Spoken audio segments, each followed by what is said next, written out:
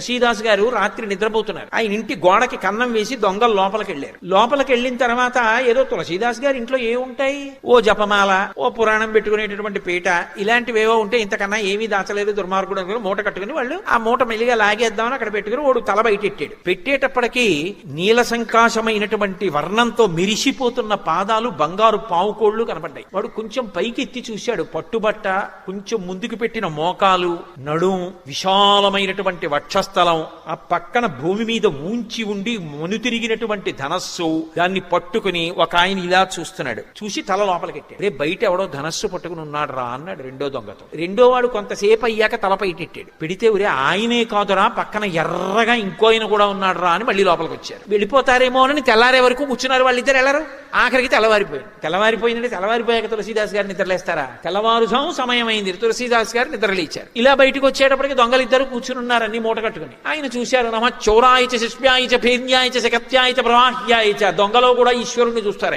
ఆయన అన్నారు, అయ్యయ్యో అదేమిటి అలా మూట కట్టు కూర్చున్నారు, వెళ్ళిపోయారా అన్నారు. ఆ పాటి ఇంగిత జ్ఞానం మాకు లేక కాదు. బయటికి ఎడదామంటే ఇద్దరు నించున్నారు. ఒకడు నల్లగా ఉన్నాడు, ఒకడు ఎర్రగా ఉన్నాడు. రాత్రంతా నించునే ఉన్నారు. పైగా చేతిలో కోదండాలున్నాయి. ఇలా చూస్తున్నారు. కానీ ఎంత అందంగా ఉన్నారు. అలా చూసిన వాళ్ళ అందం ఏమిటో అలా ఉంది. ఎవరు వాళ్ళని తులసీదాస్ గారిని అడిగారు. తులసీదాస్ గారు బోర్న ఏడ్చారు. ఇంతోటి నా పురాణ పీఠం ఆచమన పాత్ర కోసం రాత్రంతా నించున్నారా రామలక్ష్మణులు ఇద్దరు.